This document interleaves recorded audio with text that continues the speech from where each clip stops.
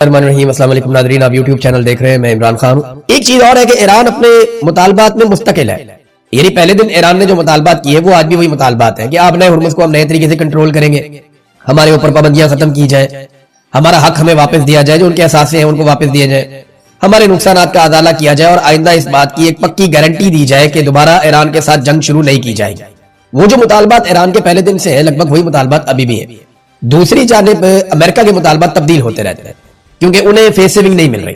कभी वो बड़े सख्त मुतालबात करते हैं, कभी उनके मुतालबात बड़े नरम हो जाते हैं, लेकिन जब तनकीद होती है तो दोबारा सख्त मुतालबात पे आ जाते हैं, तो उनके मामला ऊपर नीचे हो रहे हैं। एक चीज नाज़रीन आप याद रखिएगा कि पाकिस्तान में होने वाले मुज़ाकरात में दो अहम फरीकैन हैं, एक अमेरिका और दूसरा ईरान। लेकिन एक बात अपने ज़हन में हम सबको रखनी है कि इसमें कुछ और भी स्टेक होल्डर्स हैं जो बहुत बड़े स्टेक होल्डर्स हैं। एक इसराइल बहुत बड़ा स्टेक होल्डर है और दूसरे अरब ममालिक एक बहुत बड़ा स्टेक होल्डर है। ये हम सब जानते हैं, खुलकर इसके ऊपर बात नहीं होती, खासतौर पे जिस खित्ते में हम रहते हैं वहां तो नहीं होती, कि अरब ममालिक और ईरान के बीच में एक चपकलिश चल रही है और ये कई दहाइयों पर मबनी है। ये एक दूसरे को बिल्कुल पसंद नहीं करते, बल्कि अरब अपने लिए खतरा समझते हैं ईरान को। ये एक शिया सुन्नी डिवाइड भी है जो बहुत पुरानी मौजूद है, हम सब इसे जानते हैं, कोई ढकी छुपी चीज ये नहीं है। अब मामला ये है कि ये जो अरब ममालिक है इनका क्या बनेगा।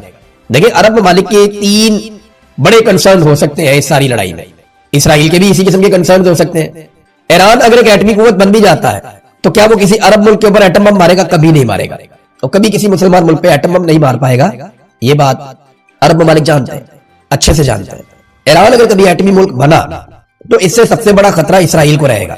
ये सबको पता है कि इसराइल ही खतरे में रहेगा अगर ईरान एटमी कुव्वत बन गया तो। जैसे पाकिस्तान एटमी कुव्वत बना तो खतरा इंडिया के लिए था। इसराइल तक तो हमारे मिसाइल अभी नहीं जाते, लेकिन इंडिया के लिए सबसे बड़ा खतरा था और इसराइल को यह लगता था कि पाकिस्तान एटमी कुव्वत बन गया तो इसराइल के लिए भी एक खतरा है। ईरान एटमी कुव्वत बना तो मुसलमान मुल्कों को ऐसा खतरा नहीं होगा। तो उनका मसला क्या है या इसराइल के बाकी प्रॉब्लम क्या है? ये तीन ऐसी चीजें हैं जो मुज़ाकरात में डिस्कस नहीं हो रही। यानी वो कंसर्न जो अरब ममालिक के और इसराइल के हैं वो मुज़ाकरात में डिस्कस क्यों नहीं हो रहे? उनमें सबसे पहले ये है कि मिसाइल और ड्रोन प्रोग्राम। यानी अरब ममालिक ईरान को ताकतवर नहीं देखना चाहते, इसराइल भी ईरान को ताकतवर नहीं देखना चाहता। तो इसराइल का जो मिसाइल और ड्रोन प्रोग्राम है जिसके जरिए से उसने अभी तहबाला कर दिया पूरे रीजन के अंदर अमेरिकी हथियारों को, वो खतरा है इनके लिए, खित्ते में मौजूद ममालिक के लिए। तो उनकी एक जरूरत है कि इसराइल का जो मिसाइल और ड्रोन प्रोग्राम है उसका खात्मा हो जाए। दूसरा, वो ईरान के अंदर एक रजीम तब्दील करना चाहते थे। वो ईरान में एक ऐसी हुकूमत चाहते थे जो खामनाई से आजाद हो, या वो जो एक मजहबी हुकूमत ईरान में बनी हुई है जिसको इंतहा पसंद हुकूमत कहते हैं, अरब ममालिक और इसराइल ये चाहते थे वहां पर रजीम तब्दील हो जाए।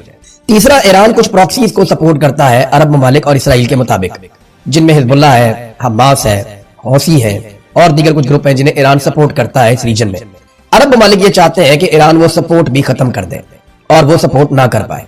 तो इसके लिए जरूरी है कि ईरान में एक नई हुकूमत बन जाए, ये प्रॉक्सीज की सपोर्ट बंद हो जाए और ईरान का मिसाइल और ड्रोन प्रोग्राम मजीद महदूद हो जाए या खत्म हो जाए।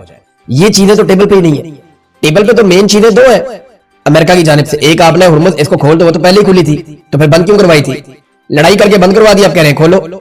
और ईरान ने थोड़े दिन पहले जब खोली तो अमेरिका ने मुहासरा करके दोबारा बंद करवा दी। और दूसरा, यूरेनियम या एटमी कुव्वत बनने का मामला है, उस पर ईरान यकीन दहानियां करवा सकता है। तो अब अरब ममालिक और इसराइल के लिए अगर ये मुज़ाकरात होते हैं और कामयाब हो जाते हैं तो उनके लिए इसमें क्या है, ये एक बड़ा सवाल उनके साथ रहेगा। नेटो से ज्यादा अरब ममालिक ने हमारे साथ ताउन किया, वो बहुत अच्छा लड़े हैं, ये बार बार डोनाल्ड ट्रंप ने कहा। अरब ममालिक बार बार कहते हैं कि हम किसी लड़ाई के अंदर शामिल नहीं थे, हमने ये लड़ाई लड़ी नहीं। जबकि अमेरिका बार बार कहता है कि शाबाश देता हूं मैं अरब ममालिक को, वो हमारे साथ बहुत अच्छा लड़े हैं गल्फ ममालिक। और ईरान कहता है, देखो ईरान को वहां से जवाब मिल जाता है ना हमले का। ईरान कहता है देखो डोनाल्ड ट्रंप भी कह रहा है कि अरब ममालिक हमारे खिलाफ लड़ाई में शामिल हुए हैं। अब अरबों का मसला यह है कि आपने हुर्मुज़ खुली रहे और पुराने तरीके से खुली रहे। ईरान जो है उसको एक नई कंडीशन के तहत खोलना चाहता है। अमेरिका कभी कभी उसके ऊपर आमादगी भी जाहिर कर देता है। तो इस लड़ाई का बेनिफिशियरी कोई भी अरब मुल्क नहीं बन पाया। क्या इसराइल इस लड़ाई का बेनिफिशियरी है? नहीं, वो भी नहीं है। उसकी वजह यह है कि यूरोप में जो ममालिक कुछ हद तक इसराइल को सपोर्ट करते थे वो सपोर्ट भी इसराइल के हाथ से चली गई।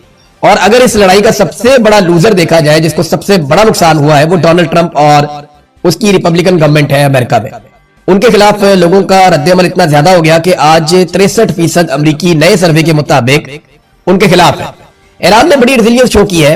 ईरान ने अपने कमर्शियल एयरपोर्ट बड़ी कम मुद्दत के अंदर 2 हफ्ते के अंदर दोबारा मुरम्मत करके खोल लिए है। ईरान ने कहा था कि हम अपने एयरपोर्ट, अपनी सड़कें, अपने प्लांट्स हम दोबारा बना लेंगे। लेकिन अमेरिका अपना मुकाम दोबारा बहाल नहीं कर सकेगा, इसकी चौधराहट वापस नहीं आएगी जो हमने इसके साथ कर दिया है। और यही दिखाई दे रहा है। डोनाल्ड ट्रंप ने बताया कि जो कल जहाज पकड़ा था ईरान का, अमेरिकन ने एक जहाज पे कब्जा किया था ना, ये रिपोर्ट भी हुआ। तो डोनाल्ड ट्रंप ने कहा उसके अंदर कुछ ऐसा सामान था जो अच्छा नहीं था और वो सामान चीन ने तोहफे के तौर पे दिया था। ट्रंप ने ये नहीं बताया कि उसके अंदर क्या था, कोई फ्यूल था, कुछ और चीज थी, कुछ हथियारों में इस्तेमाल होने वाली कोई चीज थी या इंटेलिजेंस में इस्तेमाल होने वाली कोई चीज थी, ये बताया नहीं अमेरिका ने, डोनाल्ड ट्रंप ने। लेकिन ये इल्जाम लगाया और ये कहा कि मैं ये समझता था कि प्रेसिडेंट शी के साथ हमारे मामला बहुत अच्छे चल रहे हैं और हमारी समझबूझ एक जैसी है। तो मायूसी का इजहार किया डोनाल्ड ट्रंप ने कि उस जहाज में कोई अच्छी चीजें हमें नहीं मिली। एक और ऑयल टैंकर पकड़ लिया एशिया पैसिफिक में अमेरिका ने, ईरान का। अब ये चीजें आहिस्ता आहिस्ता मामूल बन रही हैं। इसके रद्देमल में ईरान मजीद सख्ती करेगा अपने हुर्मुज़ में और हो सकता है कि आने वाले दिनों में हौसी बागी बाबे मंदब को बंद कर दे। तो फिर पूरा रीजन जो है वो बैठ के सोचता रहेगा कि अब ये इलाके खुलवाने कैसे हैं। ग्राउंड रियलिटी ये है कि आप जितना मर्जी ताकतवर अटैक करें, आपने हुर्मुज़ को ताकत के बलबूते पर अगर अमेरिका के साथ मजीद ममालिक भी मिलकर आ जाए तो वो ईरान से नहीं खुलवा सकते। वहां पे वाकयात होते रहेंगे, जहाज हमेशा खतरे में मौजूद रहेंगे। हाँ, ये अलग बात है कि अगर पूरा का पूरा ईरान फतह कर लिया जाए, वहां के सारे लोगों को यरगमाल बना लिया जाए, तो वो मुमकिन नहीं है। ये आज तक इराक में नहीं हो सका, ये आज तक शाम में नहीं हो सका, अफगानिस्तान में नहीं हो सका, तो ईरान में कैसे होगा? ये मुमकिन नहीं है। नाज़रीन, इमरान खान साहब की बहनें आज क्योंकि मंगल का दिन था, एक मरतबा फिर गई इमरान खान साहब को मिलने के लिए अडियाला जेल, और आज वो तकरीबन तनहा थी। बहुत थोड़े से लोग उनके साथ थे, बहुत थोड़े। तो आहिस्ता आहिस्ता इमरान खान की बहनों को, उनकी फैमिली को तनहा कर दिया गया।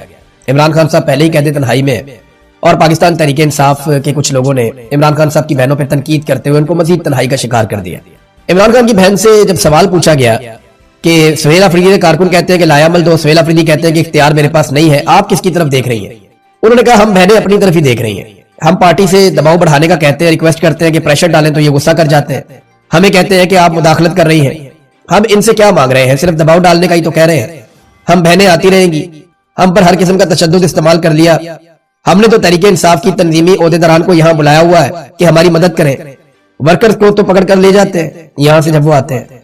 अलीमा खानम ने जलसे के बारे में भी कहा कि जलसा आप मनसूख कर रहे थे तो कम से कम इमरान खान का अस्पताल में इलाज ही करवा लेते हैं। हुकूमत के ऊपर दबाव था, वो ये चाह रहे थे कि पूरी दुनिया में अच्छा इमेज जाए, तो बड़ी अच्छी बात थी, ठीक है अच्छा इमेज जाता, लेकिन कम से कम इमरान खान का अस्पताल में इलाज करवा लेते इस दबाव के जरिए से। तो हम अगर पाकिस्तान तहरीक इंसाफ से मदद नहीं मांगेंगे तो किससे मांगेंगे? क्योंकि वो इमरान खान की पार्टी है और ये लोग इमरान खान का नाम लेकर, वोट लेकर इक्तदार में आए हुए हैं और हर वोट देने वाले को हक है कि वो सवाल उठाए। तो हम भी सवाल उठाते हैं। ये हालात है इस वक्त अडियाला के बाहर। मैंने आज मनाज़िर देखे तो मुझे लगा कि शायद पाकिस्तान तहरीक इंसाफ की जो क़यादत है उन्होंने अमली तौर पे कुछ और फैसला किया। अब पता नहीं वो क्या सोच रहे हैं, उनके दिमाग में क्या है। हो सकता है कोई चीज उनके पास ऐसी है जिसके बारे में अभी मीडिया को नहीं बताया गया, या कम से कम इमरान खान की बहनों को नहीं पता। दूसरी तरफ मियां नवाज शरीफ को एक मरतबा फिर लॉन्च किया गया है और नवाज शरीफ साहब कौम की खिदमत करने के लिए मैदान में आ गए। मियां साहब ने जमीन आसमान के कलाबे में लाए और ये कहा कि गिलगित बल्तिस्तान में, कश्मीर में हम इलेक्शन जीतेंगे और अपनी कारकर्दगी भी जीतेंगे। कारकर्दगी इनकी पूरी कौम के सामने है। अवाम का हेल्थ कार्ड बंद करके इन्होंने अवाम को एड्स का तोहफा दे दिया। पंजाब में एड्स के केसेस बढ़ते जा रहे हैं। जाली पुलिस मुकाबले अरूज पे है। कोई नया तरक्याती प्रोजेक्ट बड़ा इन्होंने नहीं बनाया। उस्मान बुज़दार और परवेज इलाही के मंसूबों के ऊपर दोबारा तख्तियां लगा रहे हैं। जो इमरान खान ने किया उसमें से आधे काम इन्होंने बंद कर दिए। बड़े बड़े तरक्याती मंसूबे सारे बंद है। और पाकिस्तान रोजाना के हिसाब से, मैं पिछले 2 साल की कहानी आपको सुना रहा हूं, पिछले 2 साल में पाकिस्तान ने रोजाना के हिसाब से 21 अरब रुपए का कर्जा लिया है। हर घंटे पाकिस्तान तकरीबन 1 अरब रुपया कर्जा ले रहा है। हर घंटे 1 अरब रुपया, 100 करोड़ हर घंटे हम ले रहे हैं। ये 21 अरब रुपए रोजाना कहां खर्च हुए? क्या पाकिस्तान में कोई डैम बना? क्या पाकिस्तान में कोई बहुत बड़ी मोटरवे नहीं बनी? क्या पाकिस्तान में नए तालीमी इदारे बने? क्या पाकिस्तान में नए अस्पताल, यूनिवर्सिटी, खेलों के मैदान बने? क्या पाकिस्तान में टेक्निकल एजुकेशन के लिए कोई बहुत बड़ी चीजें बनी? क्या पाकिस्तान में कोई बहुत बड़ी इंडस्ट्री लग गई? क्या पाकिस्तान बहुत तरक्की कर गया, बहुत आगे चला गया आईटी के शोबे में, तालीम के शोबे में, सेहत के शोबे में, ज़राअत के शोबे में, इंफ्रास्ट्रक्चर के शोबे, किसी एक चीज में पाकिस्तान आगे गया हो तो बताएं। ये 21 अरब रुपया रोजाना कर्जा लेते हैं। ये किसकी जेबों में जा रहा है पैसा और कहां पे इस्तेमाल हो रहा है, इसका हिसाब जब इनसे मांगो तो ये कहते हैं आप गद्दार हैं और गद्दारी का मुकदमा दर्ज कर देते हैं। पाकिस्तान की तारीख का रिकॉर्ड कर्जा इन्होंने पिछले 2 साल में लिया और जो तरक्याती मंसूबे थे उनकी रिकॉर्ड बंदिश भी हुई है। यानी कोई बड़ा तरक्याती मंसूबा ये हुकूमत इस वक्त नहीं चला रही। मेरी पाकिस्तानियों से गुजारिश है कि इससे पहले कि नवाज शरीफ वाकई खिदमत करने के लिए मैदान में आ जाए, आप उनके आगे हाथ जोड़ लें, उनकी मिन्नत कर लें। मियां साहब को मियां साहब अल्लाह का वास्ता और खिदमत ना कीजिएगा। मियां साहब की खिदमत की सिर्फ 2 मिसालें आपके सामने रखूंगा, आप सर पकड़ के बैठ जाएंगे। छोटी छोटी 2 मिसालें, LNG टर्मिनल और IPPs। यानी गैस आए या ना आए, आपने हर महीने $15 मिलियन देने हैं टर्मिनल्स को। ये मियां साहब का कैपेसिटी पेमेंट वाला एक मुआहदा। आज कतर में गैस नहीं दे रहा, लेकिन हम एलएनजी टर्मिनल को $15 मिलियन दे रहे हैं हर महीने। एलएनजी पैसा हम दे रहे हैं, हमारे पास गैस नहीं है और अवाम की जेब कट रही है। ये मियां नवाज शरीफ ने किया। आईपीपीज वो भी ऐसे ही है, बिजली आए या ना आए आपको बिल देना पड़ेगा। यानी गैस ना आए फिर भी बिल देंगे, बिजली ना आए फिर भी बिल देंगे। वजह क्या है? मियां नवाज शरीफ के लगाए हुए मंसूबे। 1 यूनिट बिजली इस्तेमाल करते हैं और 3 यूनिट के आप पैसे देते हैं, फिर भी लोड शेडिंग हो रही है और यूनिट की कीमत भी 4 गुना बढ़ा दी है जब से इमरान खान साहब की हुकूमत गिरी है। ये खिदमत नवाज शरीफ ने की पाकिस्तानियों की। मियां साहब के आगे पूरे पाकिस्तान को हाथ जोड़ने चाहिए। मियां साहब बड़ी मेहरबानी, हमें और खिदमत नहीं करवानी। बहुत शुक्रिया आपका, आपने बड़ी कौम की ऐसी तैसी फेर दी, आप जाके घर बैठे सर, बड़ी मेहरबानी। जिस तरह के आपने मंसूबे लगाए हैं, ये मंसूबे अगर आप ना लगाते तो आज पाकिस्तान कहां से कहां पहुंच जाता। अगर हम अपने वसाइल पे भरोसा करते, हम पानी से बिजली बनाते, हम बाकी जो सोर्सेज हैं उनसे हम बिजली बनाते, और आईपीपीज के चक्कर में, इतनी बड़ी बड़ी कमीशनों के चक्कर में हम ना पड़ते जो शहबाज शरीफ का बेटा तक लेता है, तो आज पाकिस्तान शायद आगे निकल जाता है। लेकिन इन्होंने हमेशा अपनी जात को आगे रखा पाकिस्तान से।